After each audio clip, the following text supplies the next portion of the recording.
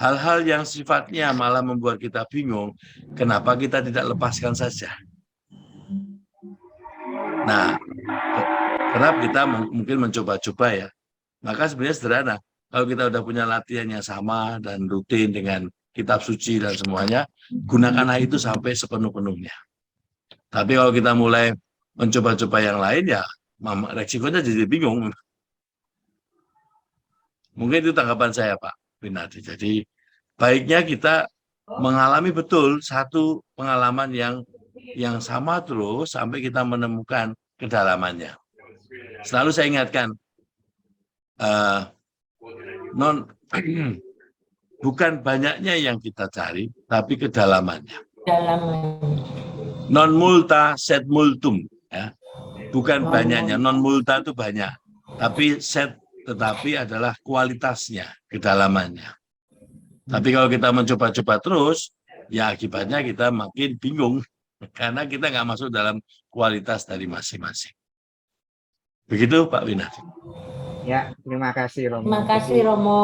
Itu ya teman-teman mungkin kalau cara metode bebas, tapi yang penting nyaman ya, tadi yang Romo sebutkan untuk setiap kita dan kita lakukan disiplin gitu aja ya.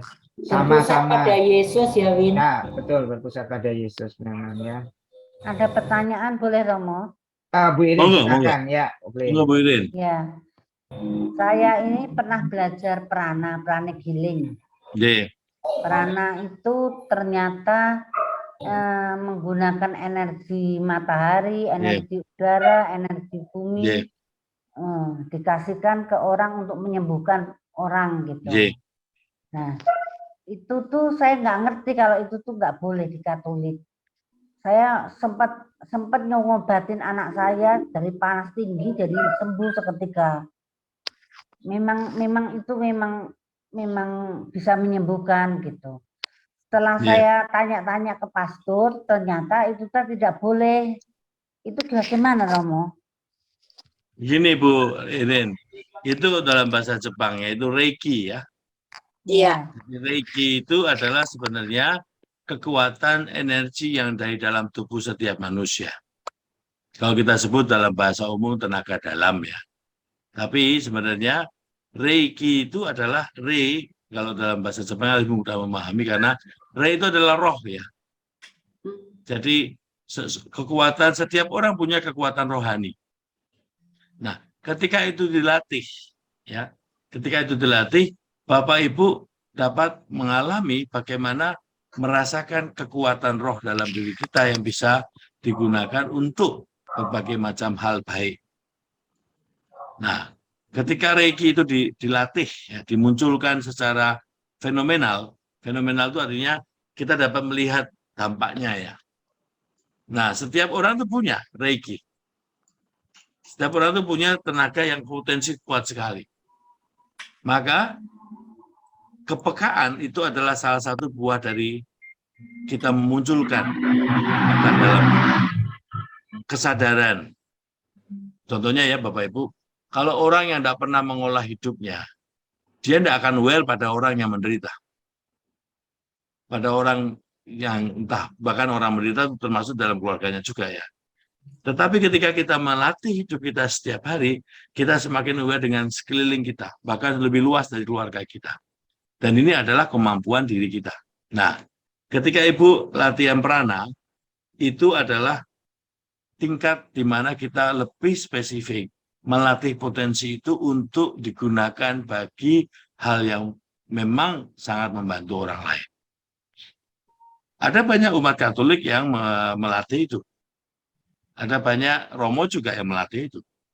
Bahkan kami di Jepang juga secara umum kita juga ada tempat untuk kita latihan Reiki itu. Nah, yang dimaksud sebenarnya bukan larangan, tapi hal-hal yang perlu kita sadari adalah ketika kita mencoba menggunakannya itu untuk hal-hal yang sifatnya untuk kepentingan kita. Contohnya Bu ya, oke, sekarang saya menggunakannya untuk istilahnya membantu orang ya. Tetapi dalam kelamaan itu digunakan untuk mempengaruhi orang. Itulah bahayanya. Maka di sini sebenarnya selama itu penggunaannya untuk kebaikan dan kesehatan, kita juga dapat menjadi bantuan bagi orang lain. Nah, bagaimana kita menyikapi itu dalam konteks iman? Karena Bu Iren sudah mengangkat soal ini ya Pak Winadi ya, maka saya akan mengangkatnya. Ya Romo. Jadi ketika kita percaya pada Tuhan, maka yang menyembuhkan itu bukan kita. Jadi satu poin ya Bapak Ibu ya. Bagaimanapun kita itu adalah sarana. Nah, ketika orang mulai menggunakan Reiki itu untuk hal-hal yang sifatnya buat dia, bahwa dia merasa mampu melakukan itu, maka bahayanya dia menggunakan itu untuk hal-hal yang memang dia sendiri memang menyukainya ya, untuk apapun baik atau tidak. Maka di sini yang hati-hati adalah jangan sampai kita itu jatuh pada kepuasan diri. Karena banyak yang saya kenal di Jepang itu romo-romo yang mempunyai kemampuan itu, dan dia sangat sederhana.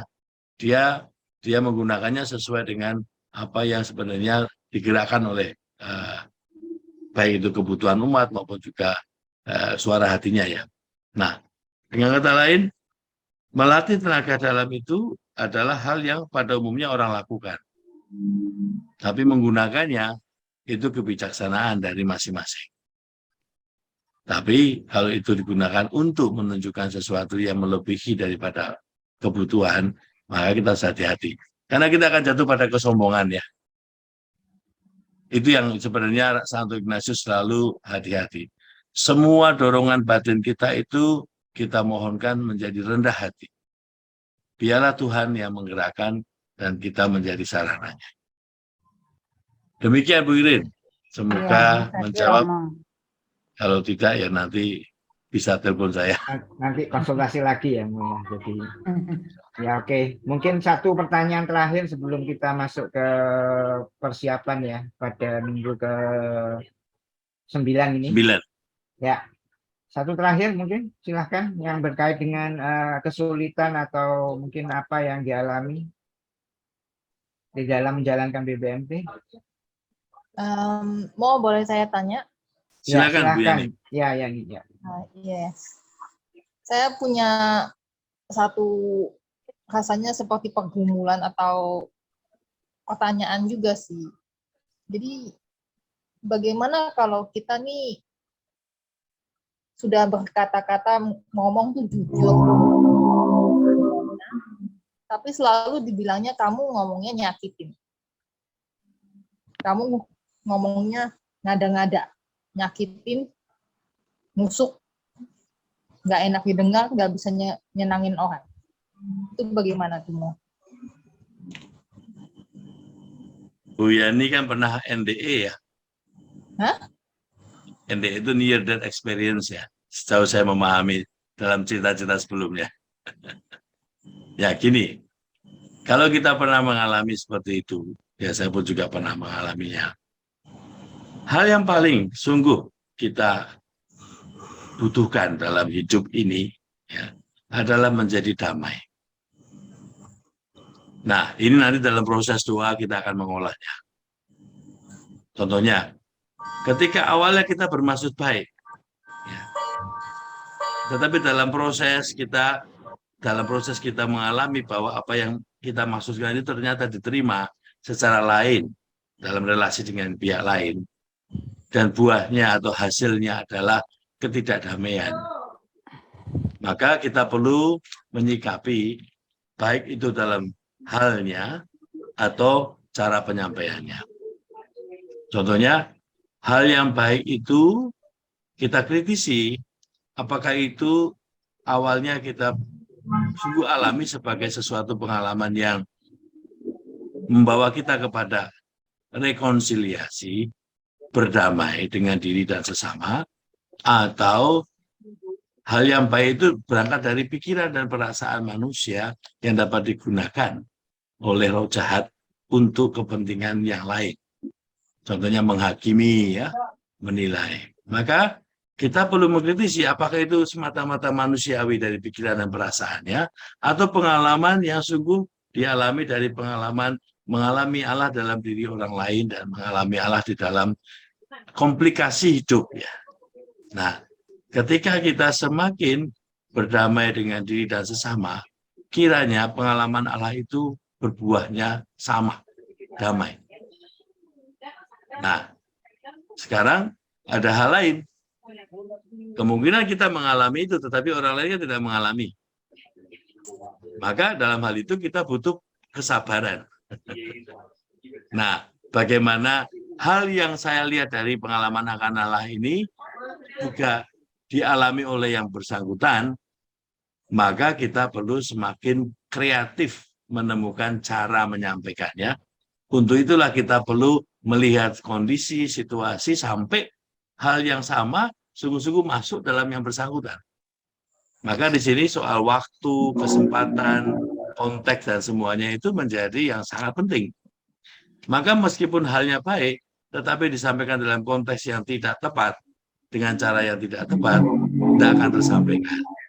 Nah, inilah yang namanya proses menimbang-nimbang bagaimana pengalaman akan Allah ini aku sampaikan. Nah, contohnya Bapak Ibu ya, kita yang sudah mengalami latihan rohani ini, doa-doa harian ini, hati-hati.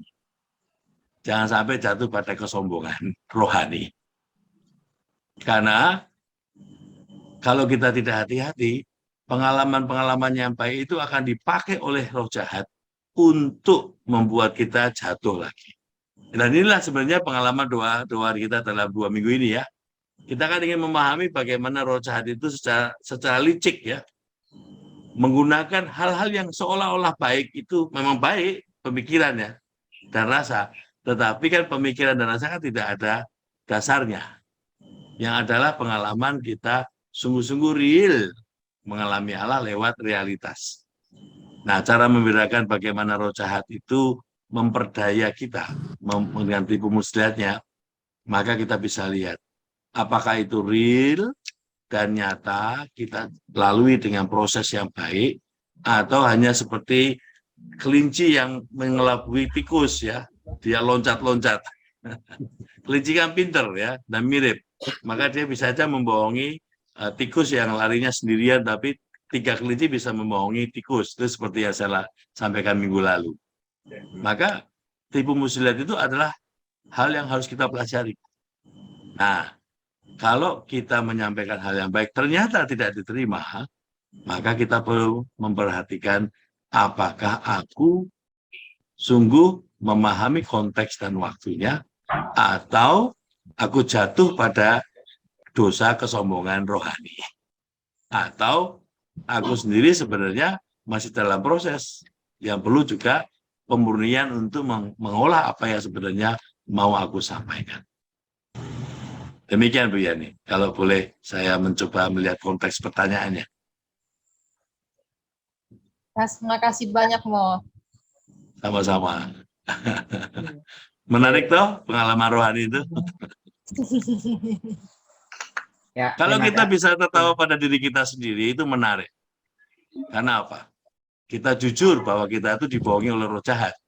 Tapi kita nggak mau selama-lamanya dibohongi ya. Makanya kepekaan dan kesadaran inilah yang kita mohonkan selalu dari Tuhan lewat doa-doa kita. Demikian Pak Benar. Ya, terima kasih. Mo, ada satu teman kalau bilang kalau lagi ada merasa godaan, kata dia kita doain aja salam Maria atau salam Yusuf biar dikemplangin sama doanya katanya. Iya. Ada banyak kita. Kadang-kadang kita tuh pakai cara-cara yang konyol juga gitu loh. Ya. Kalau roh jahat itu kan terlalu menggebu-gebu ya. Maka cara konyol kita apa? Kalau kita udah gak kuat, pegang aja Bunda Maria. Pegang aja Rosario. Tolonglah aku, selesai. Itu cara konyolnya ya. Atau tidur. Roh jahat itu paling takut sama kalau orang tidur. Karena dia dicuekin oleh kita. Ya. Oh, dicuekin. Baik. Ya, oke. Itu tip dari Romo ya. Kalau lagi merasa digodain, lebih baik tidur aja ya. Benar. Saya mau nambahkan sebenarnya gini ya. saya sedang mendalami yang namanya pikiran dan perasaan dalam hari-hari ini. Ternyata Bapak Ibu, kalau sudah marah, langsung tidur tuh enak. Karena apa? Energi positifnya nambah lagi. Tapi udah marah, suntuk, nggak tidur, makin parah. Karena energi negatifnya makin bertambah-tambah. Maka tidur itu sesuatu yang baik. Maka kelelahan fisik itu sangat penting. Biasanya kalau kita kelelahan fisik itu cepat tidur ya. Tapi kelelahan mental itu malah nggak bisa tidur. Iya. Jadi kalau banyak pikiran nggak bisa tidur ya, Mas. Iya, tapi fisik cepat tidur. Makanya berbahagialah yang cepat tidur ya nih teman-teman ya. Jadi ya, maka buatlah tubuh capek, Kalau buatlah tubuh lelah, itu menarik. Monggo. oke. Ada yang mau tanya? Romo masih buka nggak mau? Silakan. Saya tadi penitensi terlambat soalnya. Oh, oke. Boleh. Ada satu mungkin. Satu lagi yang mau tanya, silakan. Mungkin yang dialami ya,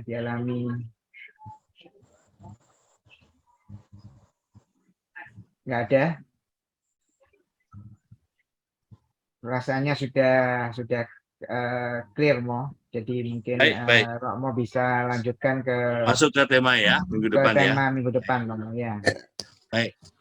Mohon maaf Bapak Ibu, saya karena kondisi saya harus lari sana lari sini, tapi bersyukurlah tetap bisa bergabung. Untuk tema minggu ini dan minggu depan selalu sama ya Bapak Ibu. Temanya adalah pemberontakan pribadi karena dosa. Mungkin bertanya-tanya kenapa kok tema dosanya panjang banget gitu ya. Nah, saya mau mencoba mengajak Bapak Ibu untuk melihat minggu ke-8 dan ke-9 secara bersama-sama. Saya share screen ya.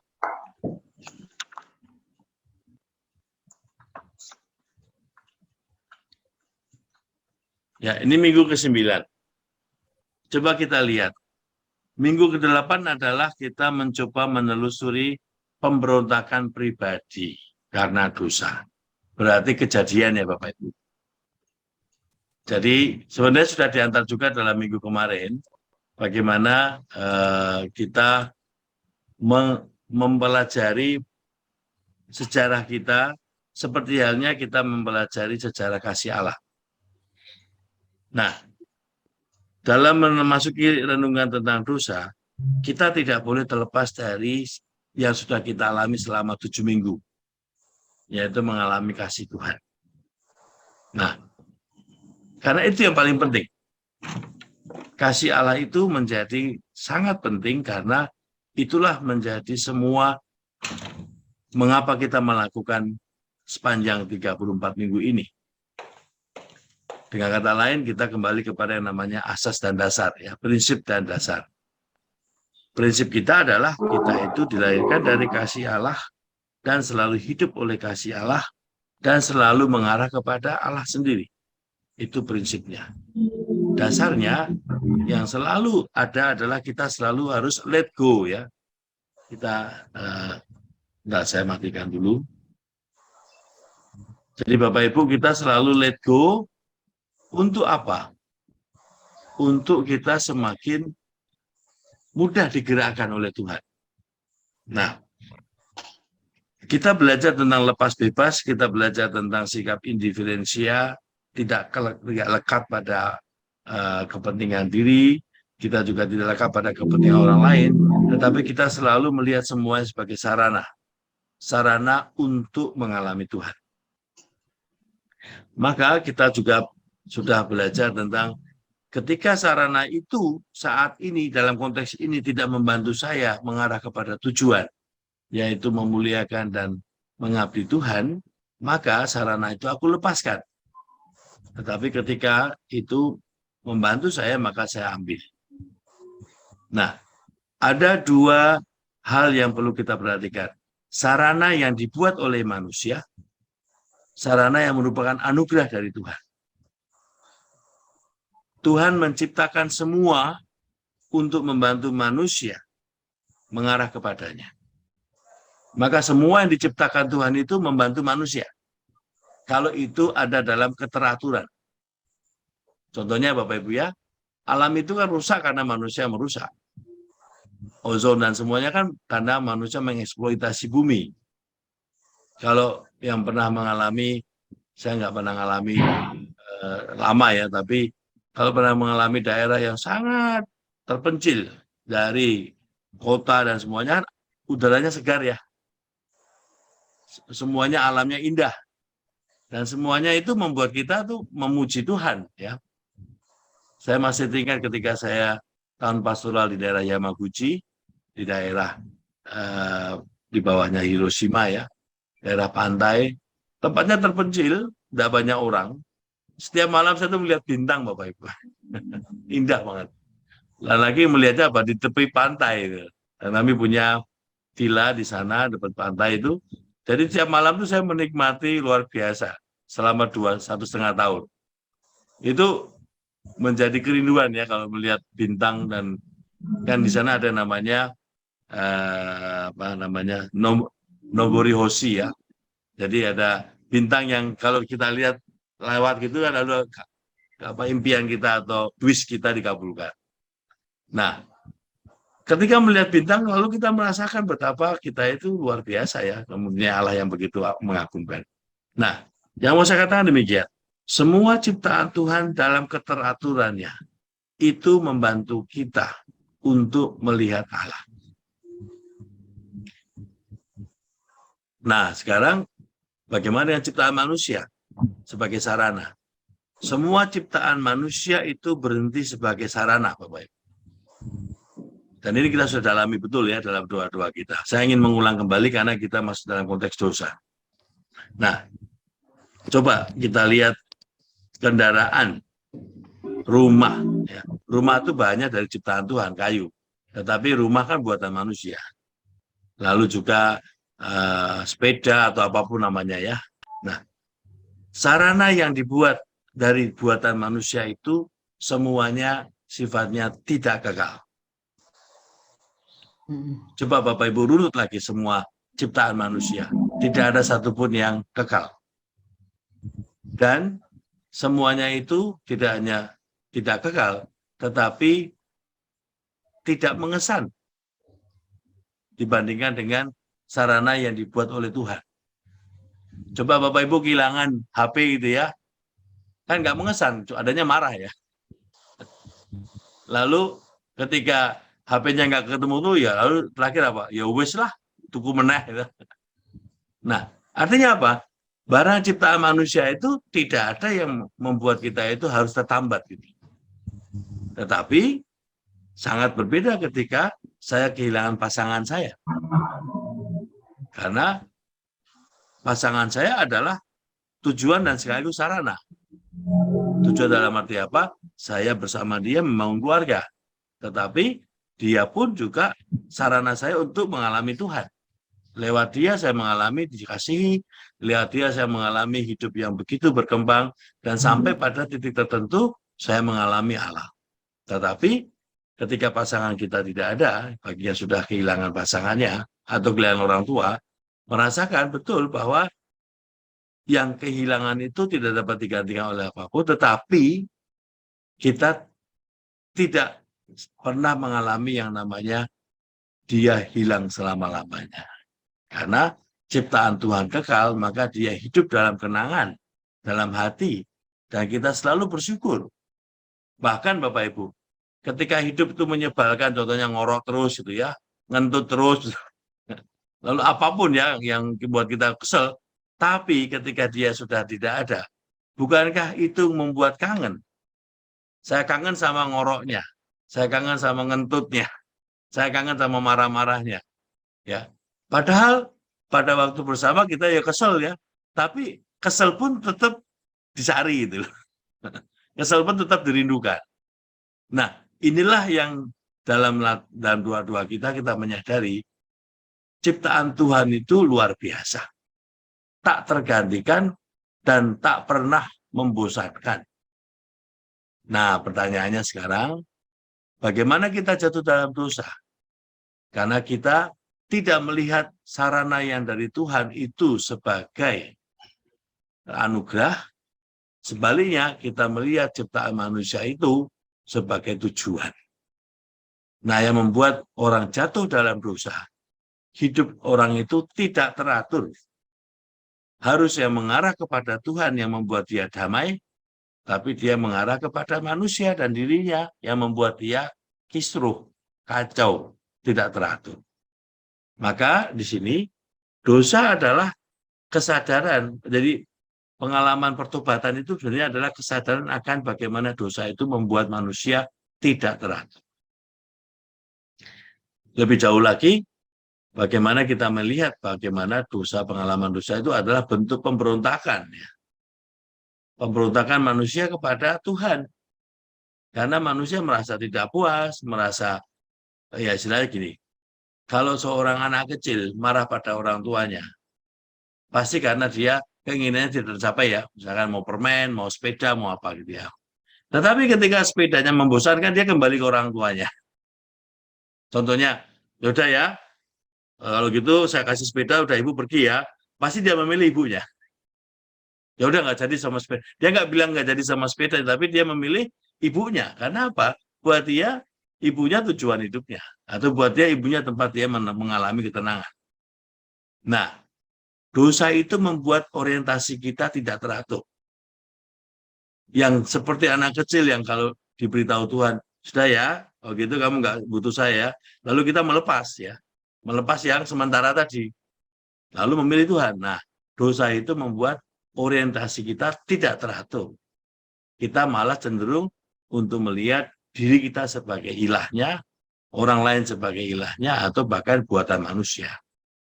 Nah, di sini saya share kembali ya, saya buka dulu yang ini, yang minggu ke-8 ya, yang minggu lalu, sekaligus pengantar minggu yang ini. Kalau kita lihat Bapak Ibu ya, dalam minggu ke-8, kan Bapak Ibu sudah merenungkan tentang pemberontakan ya. Saya share lagi. Ini yang minggu ke-8. Ibu kan, Bapak Ibu melihat bahwa minggu ke-8 itu pengalaman Daud ya. Daud itu kan melihat kecantikannya Bathsheba, lalu nafsu birahinya naik. Dia ingin memiliki, ingin menguasai. Bahkan nafsunya itu membuat dia menempatkan Uria, sengaja ditempatkan di medan yang paling berat supaya terbunuh.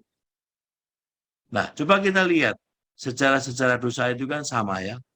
Karena kita melihat apa yang kita inginkan, yang kita maui, menjadi dominan, akhirnya semuanya mengikuti tema itu. Tema tentang diri kita. Nah, yang kalimat yang paling, setiap kali saya melihat keadaan dosa yang tidak teratur di dunia ini, saya sendiri entah bagaimana melakukan dosa yang sama terhadap Tuhan. Nah, dalam minggu ke-9, saya mau masuk ke minggu ke-9. Bentar.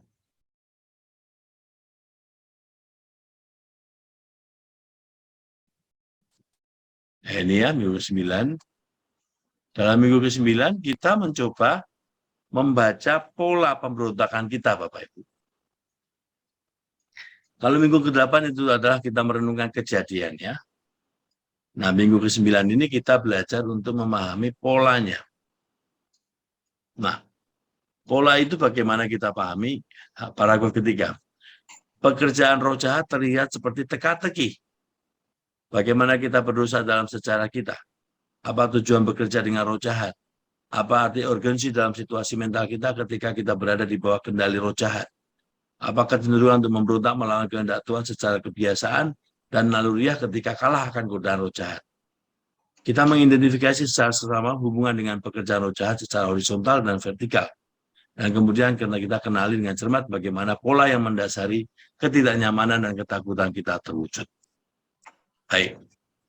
Bapak Ibu, di sini kita mau mempelajari pola tipu muslihat roh jahat itu dengan mencoba membaca kembali peristiwa kita jatuh, dan di balik itu kekhawatiran, ketidaknyamanan apa yang menjadi drive-nya.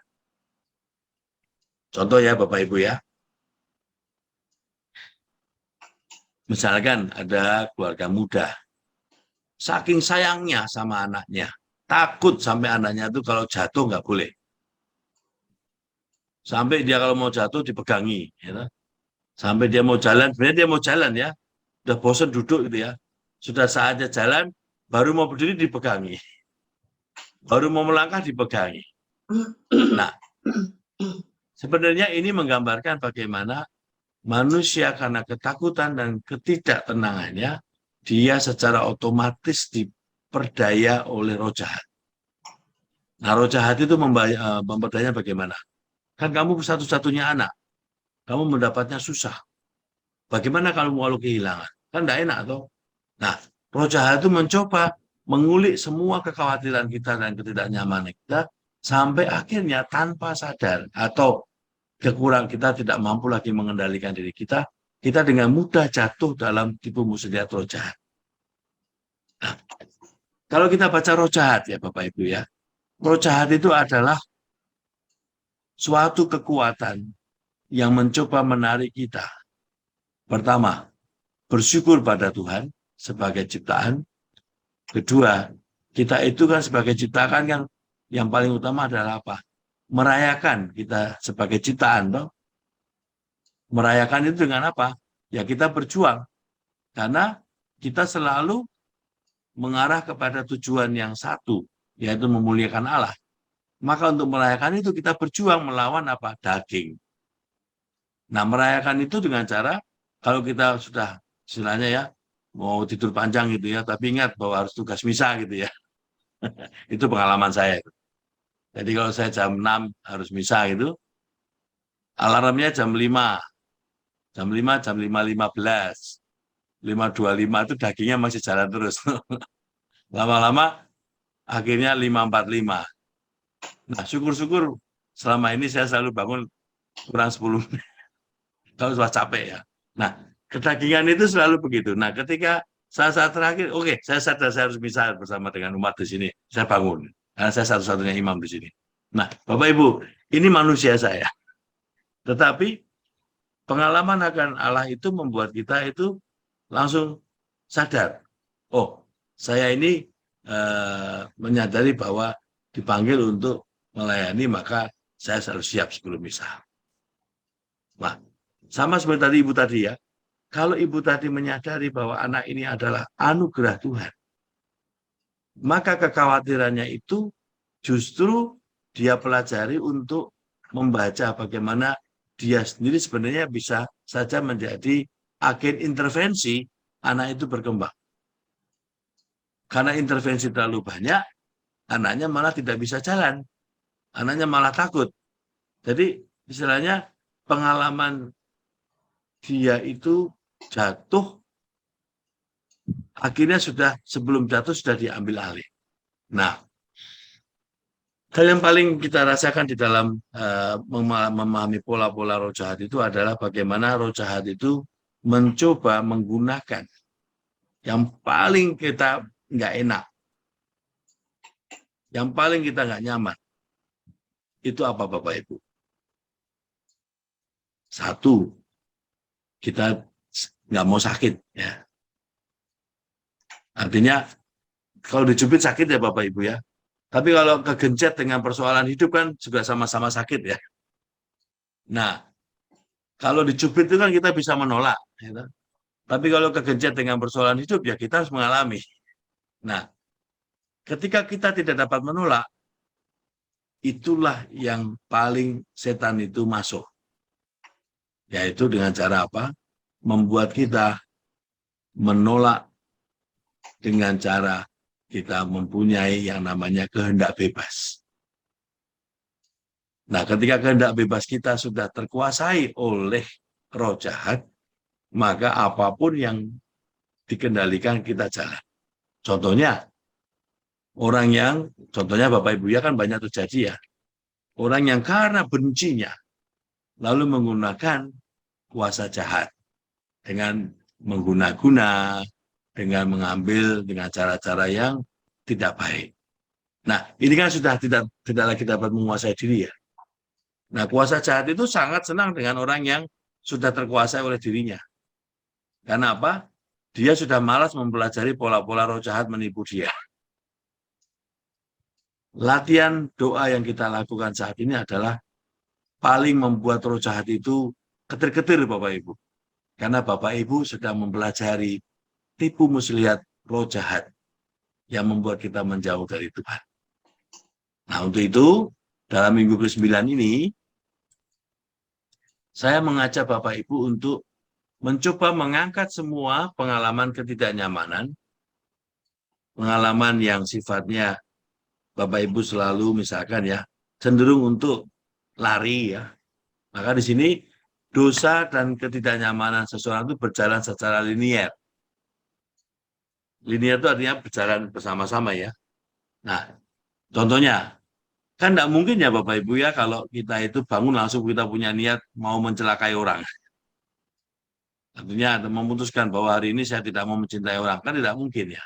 Tetapi ketika kita sudah jatuh di dalam pengaruh kuasa jahat, maka ketika bangun kita langsung punya pikiran, bagaimana caranya saya membunuh orang itu?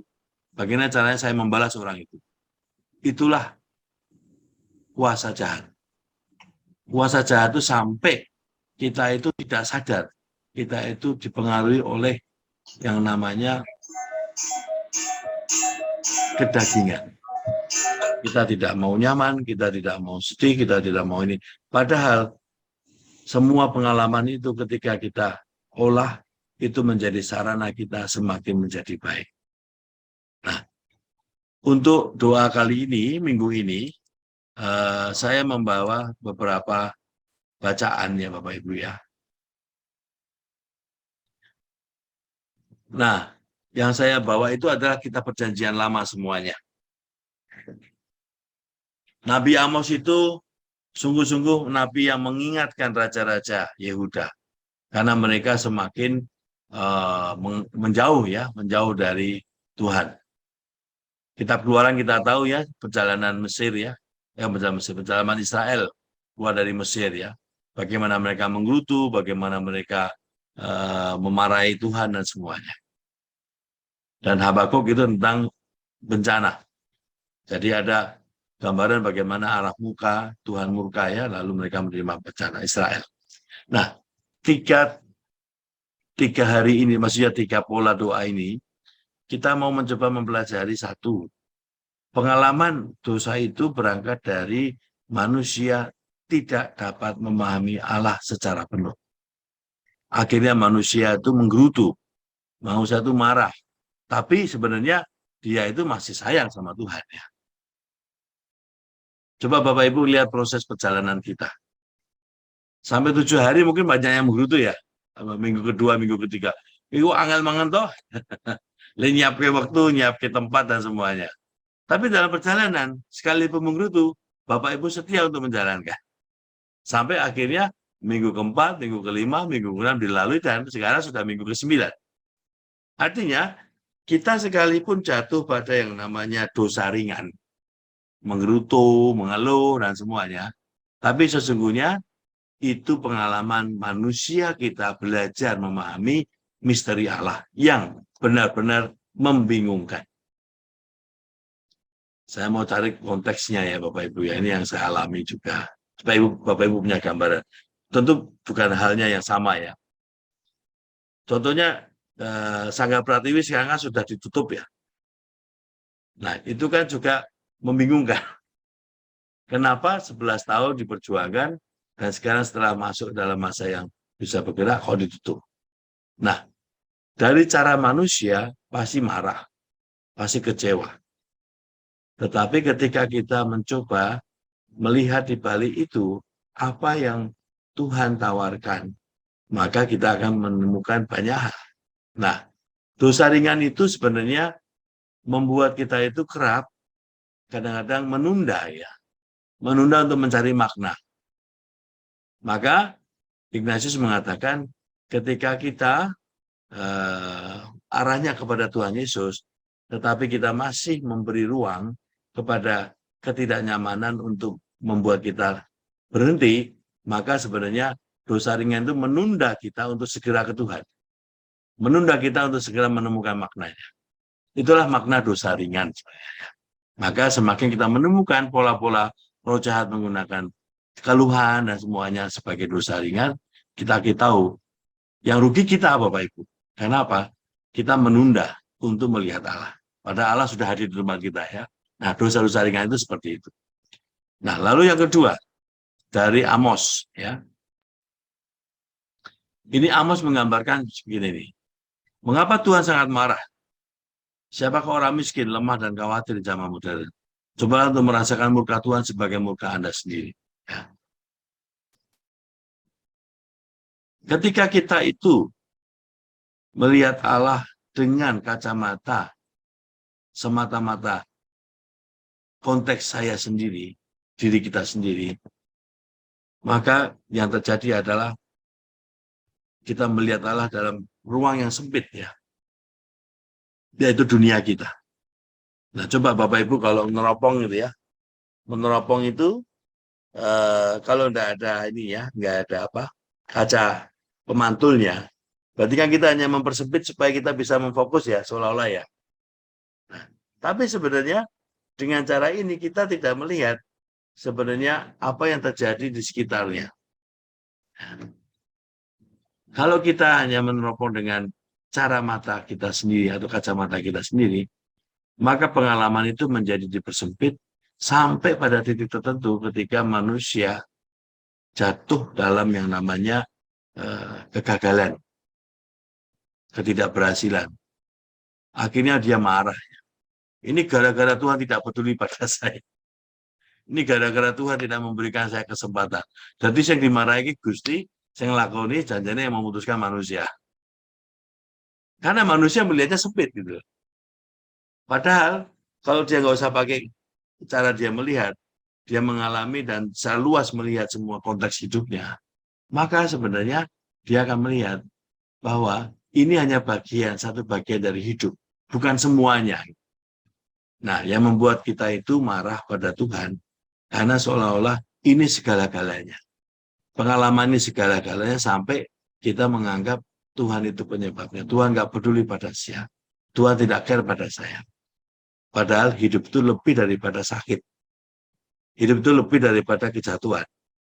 Hidup itu lebih daripada kita mengalami yang namanya COVID atau kanker atau apapun namanya. Nah, ketika kita melihat semuanya dalam karya Tuhan, maka akhirnya kita dapat melihat pengalaman-pengalaman itu sebagai pengalaman pertobatan. Dan ini yang saya sebut semakin orang dapat hidup dalam keteraturan, maka orang tidak jatuh dalam dosa besar. Dosa besar itu apa tuh sebenarnya? Tidak percaya pada Tuhan, memarahi Tuhan. Soalnya Tuhan itu penyebab segala-galanya. Sampai yang paling parah Bapak Ibu, karena tidak lagi percaya pada Tuhan, maka orang menggunakan orang lain, menggunakan kekuasaan dan semuanya untuk kepentingan dirinya sendiri. Jelas ya Bapak Ibu ya, jadi 3 bacaan tadi sebenarnya membantu kita untuk melihat bagaimana pola dosa dalam dosa ringan, pola dosa dalam dosa berat. Nah, bacaan ketiga itu adalah tentang bagaimana bencana. Kerap orang mengatakan bencana itu murka Tuhan. Kerap orang mengatakan bencana itu adalah tanda kita harus hati-hati ya, karena Tuhan sudah marah besar. Kalau kita lihat bencana, sesungguhnya kan itu di luar kemampuan manusia juga ya, ada hukum alamnya ya. Tetapi kita lihat, alam itu ada dalam keteraturan, hukum alam itu. Yang mampu hidup dalam tidak teratur kan ya kita ini manusia ya. Tetapi semua Bapak Ibu, alam itu kayak termasuk dia juga termasuk pohon, termasuk binatang, dan mereka kan sebenarnya hidup dalam keteraturan ya. Binatang itu tidak ada yang mengenal kelekatan. Karena apa? Kalau binatang sudah kenyang itu dia berhenti tidur. Pohon pun juga sama. Tetapi ketika binatang itu mengalami kekurangan, pohon juga sama dan alam juga sama, atau mengalami berlebih-lebihan, mereka akan menolak. Karena apa? Keteraturan itu adalah sesuatu yang sudah diciptakan dalam harmoni, dalam keseimbangan. Nah, bagaimana kita memahami bencana dalam konteks dosa. Di situ sebenarnya kita diajarkan dengan satu hal. Dosa yang paling membuat manusia itu hancur adalah ketika manusia tidak lagi menjaga keseimbangan, harmoni dalam relasi dengan yang lain. Akhirnya dampaknya adalah apa? Merusak, Bapak Ibu. Manusia tidak peduli lagi pada yang lain, bahkan pada sesama manusianya. Manusia tidak punya concern lagi pada tatanan keteraturan. Dan itulah dosa. Nah, bencana itu menunjukkan limitnya manusia itu di situ, Bapak Ibu. Coba, manusia nekat ya merusak alam. Dia yang kena sendiri. Nah, ketika manusia menerima bencana karena akibat manusia tidak menjaga keteraturan alam, maka manusia baru sadar bahwa selama ini tidak peduli, tapi sudah terlambat. Karena alam ketika rusak, dampaknya besar sekali. Nah, maka ketika kita berdoa soal bencana, soal dosa ringan, dosa berat, tentu yang paling kena dampaknya yang besar adalah ketika kita merasakan langsung, ketika kita merusak keteraturan alam ciptaan dengan cara manusia. Baik Bapak Ibu, kurang lebih ini pengantarnya. Silahkan yang seperti yang dilalui kemarin, mulailah dialog dengan Kristus yang disalib ya Bapak Ibu ya. Coba tanyakan apa yang telah Anda lakukan, yang sedang dan harus saya lakukan. Nah, saya memberi catatan di sini. Jika Anda merasa terlalu tertekan, misalnya jika Anda tidak dapat tidur atau makan, jangan bermeditasi. Sebaliknya, mereka yang seperti ini kembali ke minggu pertama, ketiga, keenam, di mana kita mendoakan prinsip dan dasar. Jika tidak, nah, jika Bapak Ibu tidak tertekan, jangan lari dari kenyataan dan fokuslah pada meditasi ini. Contohnya, ketika Bapak Ibu melihat pengalaman-pengalaman dosa selama ini, baik itu yang dosa ringan, dosa berat, atau juga ketidakpedulian kepada tatanan alam semesta ya, keteraturan. Biasanya kita lari itu dengan apa? Dengan cepat-cepat mengambil banyak peristiwa. Padahal di balik itu ada banyak hal yang Tuhan tawarkan untuk kita renungkan. Nah, jadi di satu sisi ketika kita tertekan, kembalilah ke prinsip dan dasar. Itu yang latihan rohani Ignatius nomor 21, 22, dan 23. Menanyakan kembali pengalaman kasih Allah. Tapi jika Bapak Ibu tidak tertekan atau tidak ada sesuatu yang signifikan ya dalam doa, janganlah melihatnya sepintas-pintas. Kecenderungannya kita melihat makin banyak, lalu hanya pikiran dan perasaan yang puas. Padahal tujuan dari meditasi ini adalah memahami pola-pola roh jahat, mengelabui kita dengan tipu muslihatnya. Demikian Pak Winardi pengantarnya. Mohon maaf sudah lebih 12 menit. Bila ada pertanyaan atau ada hal yang perlu dikonfirmasikan, silakan. Ya, terima kasih Romo Rudi. Oke, mungkin mau ada yang tanya tadi. Jadi kita minggu ini mempelajari pola-pola berdosa ya Romo. Jadi ada 3 yang tadi disebutkan Romo, ringan, berat, dan bencana ya. Karena kita kurang menjaga alam ya. Ya salah satunya perang ini ya Romo. Ya. Ya oke. Ada yang mau tanya mungkin teman-teman? Ibu Koni biasa ada pertanyaan tuh. Hari ini bagaimana Bu Koni? Ada Baik pertanyaan? Romo. Ya. Nggak ada. Silahkan teman-teman yang lain. Silahkan mau bertanya. Apa saya ya Pak Win? Ya, silahkan. Terima kasih. Selamat malam Romo Bambang. Selamat malam, Suster. Aduh, Susteri. Oh, Bu Astria. Oh, bukan toh? Oh, bukan.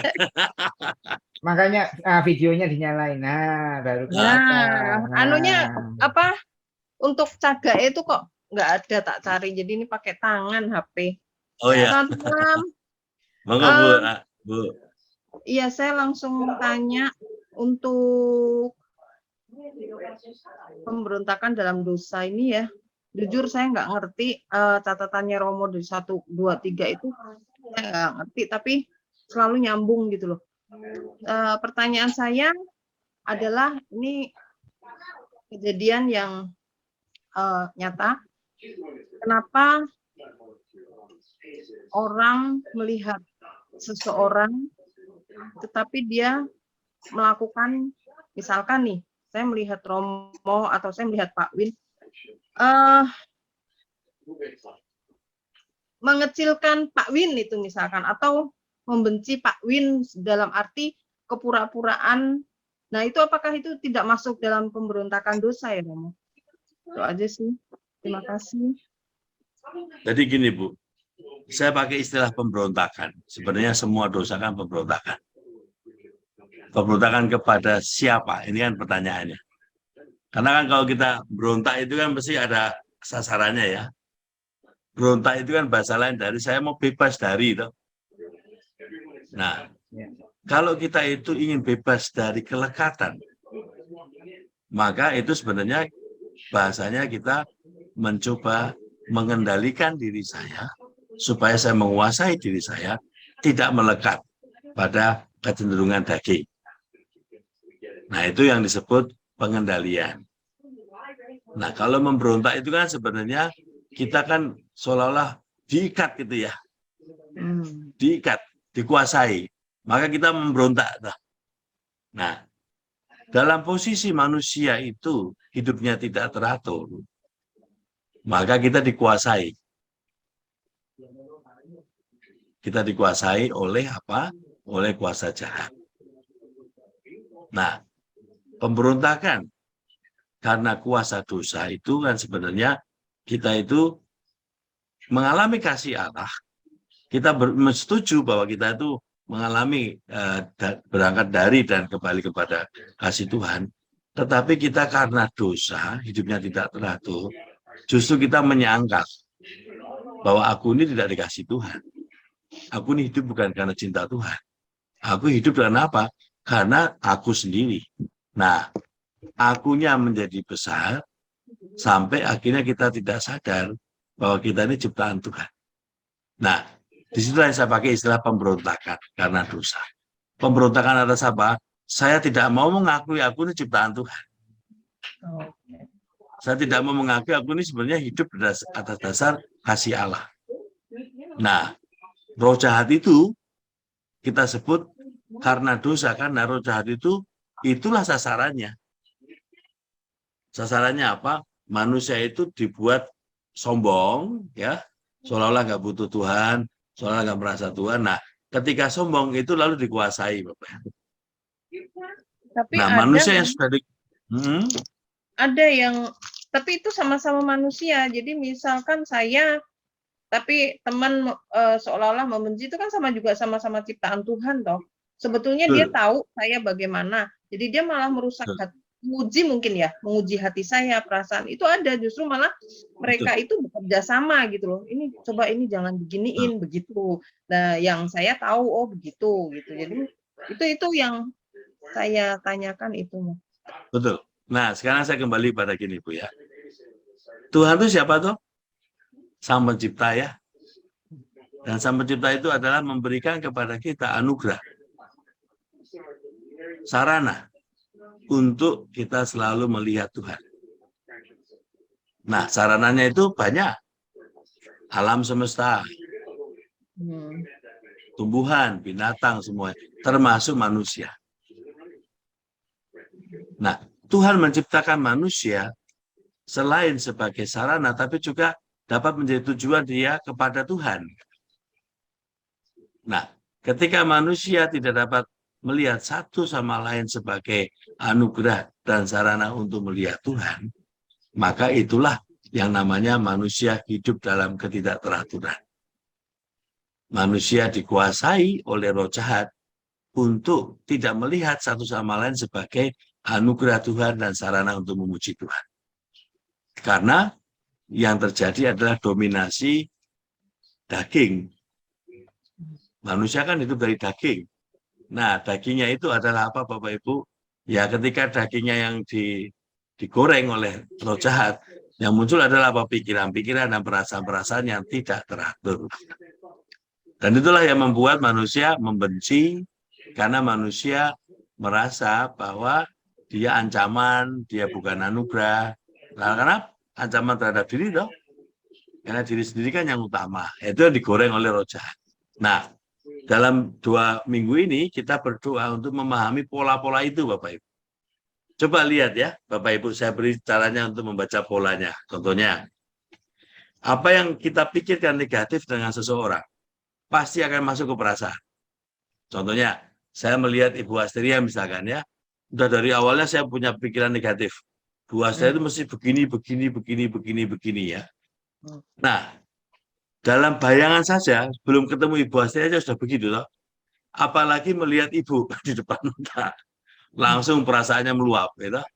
Wah, muntap ya. Nah, muntapnya itu terjadi pada apa? Tindakan. Nah, tindakan itu bisa saja saya lari, menjauhi, bisa saya mengambil kayu dan mukul, bisa saja saya mengata-ngatai dan macam-macam. Nah, apa yang kita pikirkan akan membakar perasaan kita dan membuat tindakan kita akan mengarah kepada apa yang dipikirkan. Nah, membaca pola roh jahat itu adalah mencoba mempelajari pikiran kita yang digunakan oleh roh jahat. Yang membuat perasaan kita menjadi kosong. Menjadi sangat manusia. Sangat manusia artinya apa? Saya tidak melihat lagi aku dan dia dan yang lainnya sebagai anugerah. Nah, ketika itu sudah menjadi tidak teratur, roh jahat makin membawa kita kepada titik apa? Merusak. Merusak buat ciptaan Tuhan. Karena tidak peduli. Gitu. Nah, merusak itu kan sebenarnya kata lain tidak peduli dan akhirnya menghancurkan dan memusnahkan. Itu kan endingnya dari caranya roh jahat menghancurkan semuanya. Kalau kita lihat perang dan semuanya itu kan ke sana. Ya. Nah, roh jahat itu bisa menggunakan alasan-alasan baik, Bapak Ibu. Karena semua alasan itu kan pikiran. Kenyataannya, kalau itu menghancurkan dan membuat manusia sengsara, berarti yang dipikirkan nggak baik. Karena buahnya, hasilnya adalah tidak baik. Demikian Bu Asteria, semoga membantu. Terima kasih Romo. Sama-sama.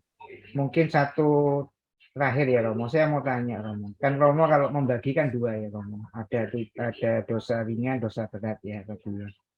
Nah, kalau saya dari kacamata ini Romo, 7 dosa pokok Romo. Ada kesombongan, kemarahan, iri hati, ketamaan, hawa nafsu, kerakusan, dan kemalasan.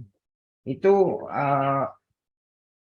masuk ke yang mana Romo? Dosa berat atau dosa ringan? Ataukah dengan saya menggunakan 7 dosa pokok ini juga bisa melihat bahwa dosa ini diawali dengan pola-pola yang seperti ini gitu. Apakah itu juga bisa Romo?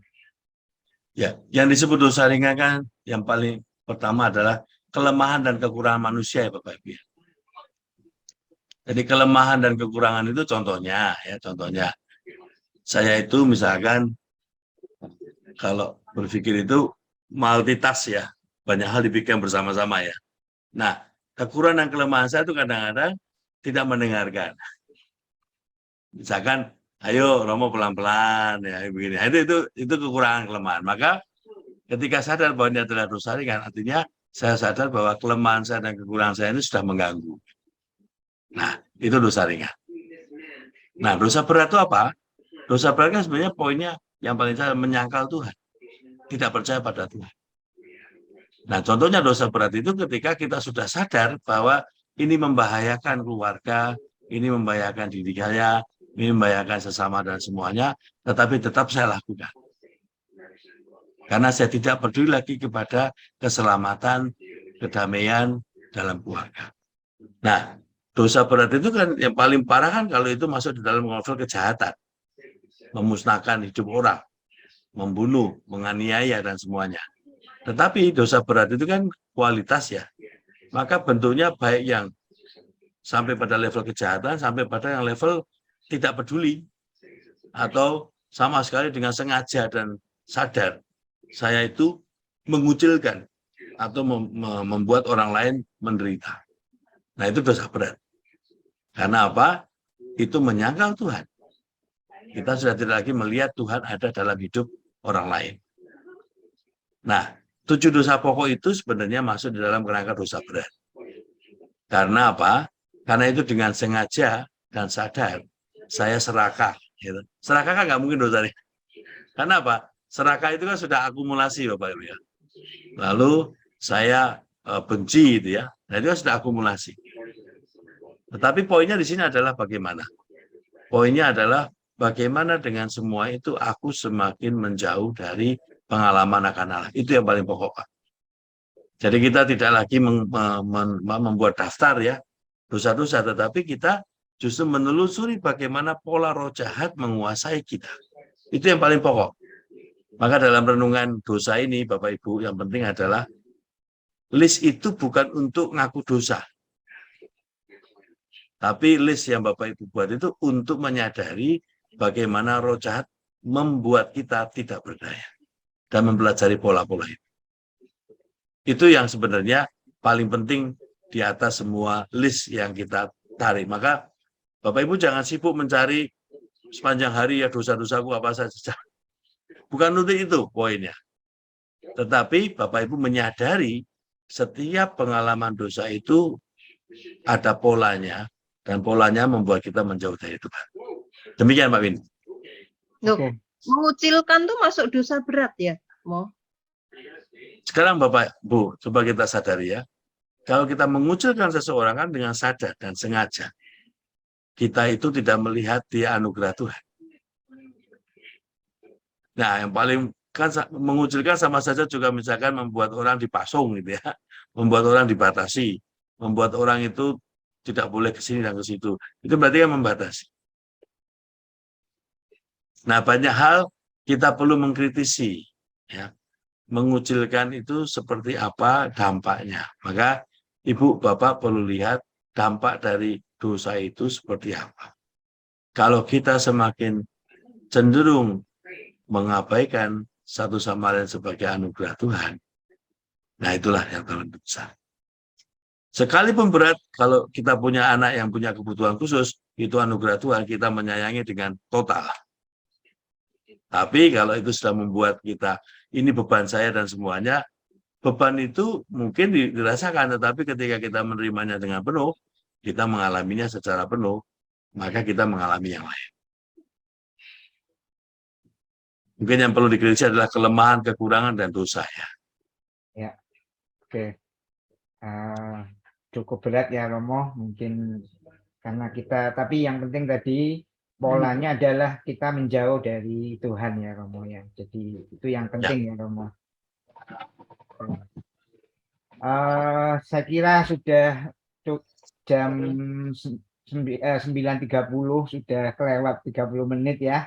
Jadi kita akhiri, nanti kalau ada pertanyaan mungkin bisa lewat WA Group, nanti kita akan sampaikan ke Romo Rudi ya, mungkin bisa dijawab. Saya juga sudah membuka Pak Win, ya, seperti yang lalu.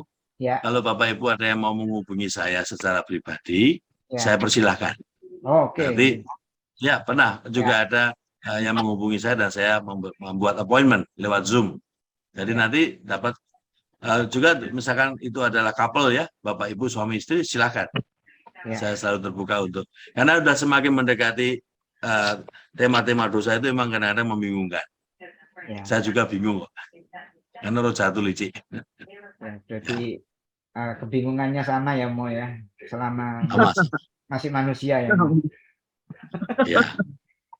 Ya oke. Saya kira itu ya teman-teman, nanti Romo sudah membuka lagi, mengingatkan kita bahwa Romo bisa dihubungi tentunya dengan jadwal Romo yang kosong ya. Jadi kalau sampai nanti mungkin bertabrakan, Romo sibuk, jadi ya mungkin tidak bisa dilayani ya.